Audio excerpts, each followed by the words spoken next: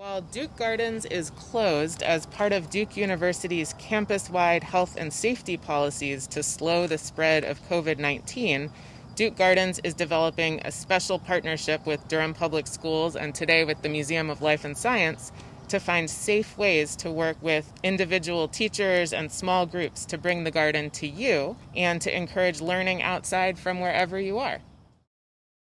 Hi, I'm Jenna. And I'm Steve. And welcome to another Field Trip Friday. We're here at Duke Gardens. Woohoo! Woo! Do you know what we're going to do today, Steve? So I think we're going to meet a couple friends. Yes. And we're going to learn a little bit about some of the ways that animals and plants interact within the gardens. I love animals and plants. Let's go. Me too. Hi, Savannah. Hi, Isaac. Hey. How's it going? Great. Good morning. Good morning morning. to you. So where are we this morning? We are at Sarah P. Duke Gardens, and we're really excited to explore it with you today. I'm excited too. So, Isaac, what are we going to be doing today? Well, today we're going to be walking through the gardens and looking at some really interesting things that we have going on here. We're going to take a look at some plants, we're going to take a look at an insect project, and we're also going to talk some about how the insects in the gardens and the plants in the gardens have a really cool relationship and work together to do a lot of really cool things. That sounds so exciting.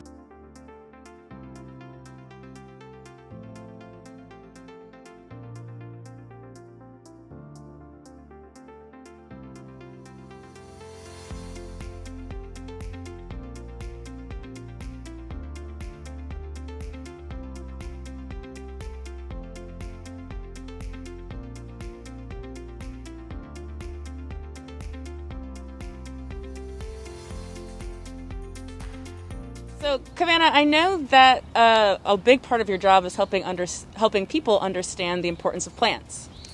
Yes, plants are incredibly important. For one, they're very beautiful, and it feels great to be surrounded by plants in a garden. Mm-hmm. And there are also a number of other reasons that they're incredibly important to us humans. Let's think of some reasons why. Well, I know that they create oxygen for us to breathe. Absolutely. That's really important for humans. Yeah, they provide all sorts of different materials. We use plants to make all sorts of things, like houses. Yes, like houses. A lot of the stuff that we eat are plants. Yeah. And even if we're not eating plants and we're eating meat, the animals that become meat need the plants to grow up and survive. Yeah. Absolutely, yes, yeah. Many medicines come from plants, and also plants provide habitat for animals. Cool. And today we're going to be focusing on a particular group of animals, which are the insects. I love insects.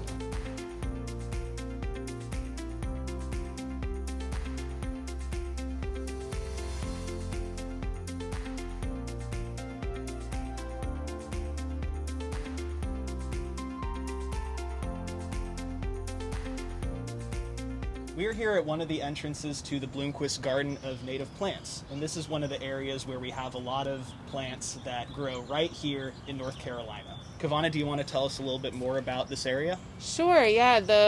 A native plant is a plant that has lived in a place for an incredibly long amount of time. So that could be tens of thousands of years, or in some cases even millions of years. So a native plant is really familiar with the climate and the other living organisms in that place. And over time, organisms like plants and animals, and in this case today we'll be talking about insects, can co-evolve or develop these special relationships so that they can both survive in the place where they live. So in the Bloomquist Garden of Native Plants, not only do we have plants from the different regions of North Carolina, plants from the coast, the Piedmont, and the mountains, but we also have plants from the southeastern United States. So that's as far north as Maryland, down to Florida, and then west over to Texas. Let's go explore and see what we can find.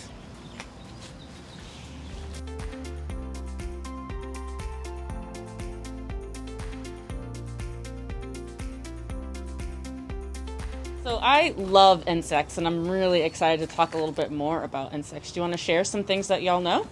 Absolutely, and I'm really glad to hear that you love insects because we do too. And not everyone has those same warm feelings about insects.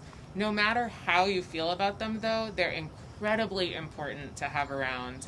And I think that learning a little bit more about them and understanding why they're important might help people change their opinion or feel a little bit better about sharing Earth with our insect. But maybe we should talk really quick about what an insect actually is. Yes. How can we tell an insect from a human being or a cat or a plant? That's a really great question. Exactly. Insects have an exoskeleton Yes. instead of a spine. So their skeleton is on the outside of their body. And Unlike us, where our skeleton is on the inside of our body. I'm all Exactly. fleshy and squishy on the Yeah, outside. we have our endoskeleton, they have their exoskeletons. Exactly, yes. Another way to figure out if something is an insect or not is that they have 3 body parts. So Yes. all insects have a head, a thorax, and an abdomen. Yes. And they have 6 legs that Yes. attach to the thorax. Yes. Oh, okay. And they also have antennae. Excellent. And many of them have wings. And many of them have wings. Not all have wings, but many of them do. So I noticed as we were walking around the prairie, there are so many different kinds of plants, and I was wondering if the different kinds of plants affect the kinds of animals that visit them. Absolutely, yes. So the kind of plants that are growing in a garden determine what kind of insects can live there. Cool. Yeah, when insects go around to different plants, they actually feed on a lot of the nectar and pollen. So that's their food source. But the plants also benefit from this because the plants actually need the insects to carry that pollen around so that the plants themselves can reproduce and can remain and thrive in that area. You're talking about pollinators. That's right. Yeah. That is cool. I know one of my very favorite pollinators is a bee. Yeah, I think I often hear about bees. It's so important because we both love like what they produce. I love honey. It's one of my favorite foods. Honestly. Yes. But they're also, it's kind of they're having some crises right now. So Yeah. we're hearing a lot about honeybees particularly, but there's loads of other pollinators that are Yes. super important. And actually, one interesting fact is that the honeybees that you see all over the place, those aren't native to North America. Right. Those came from Europe and parts of Asia. And so they have these colonies. But the ones that we have here, they're solitary. So they spend most of their life cycle by themselves. But bees can only see 3 different colors. They can see blue, they can see yellow, and they can see white. They can also see like ultraviolet. But when you have those kinds of colors of flowers and different plants, those are the ones that bees are going to naturally be attracted to. Be but attracted to. I see what you did there. If you have a lot of red flower plants, those are actually going to attract flies, because flies can see red, and they're attracted to them because they see, oh, that's meat, that's a dead animal. But bees can't see that, while wasps can. That's a whole nother topic. Yes. But when you have a wider variety and a bunch of different kinds of plants in one place, you're going to get more different kinds of insects and a wider variety of those. So this garden area, it's called the Piedmont Prairie, and it was planted in 2014. And as soon as it was planted, as the plants were going through their life cycles, gardeners were noticing so many different kinds of insects, and some of them they had not noticed before. They were seeing different kinds of wasps and dragonflies and different species of bees, and then also other animals like frogs and birds and turtles and field mice were kind of scampering through. So they were really seeing this increase in lots of different kind of animals, but especially flying insects. Really interesting. And I heard that there's a project going on with flying insects too. Can we take a look at that? Absolutely. Yes, absolutely. Isaac, we're standing in front of this tent thing here. Can you tell me a little bit more about this and what project it's related to? Yes, this is called a malaise tent, and what a malaise tent does is it sits and traps insects. So the reason why this is here is because, as Kavana said earlier, we started this project to kind of understand what the insect activity was in the gardens.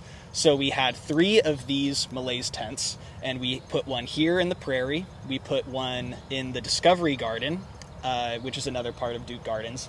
And we had another one by the pond in the Asiatic Arboretum, another popular spot here at Duke Gardens. And we let those traps sit. We collected them every few weeks, and we got an idea of the different kinds of insects that were in that area, because we wanted to compare and see, was there anything different about the prairie, anything different about the Discovery Garden, the kinds of plants that we had here that was affecting the population of the insects and the kinds of insects that are just all around Duke Gardens and Duke campus as well.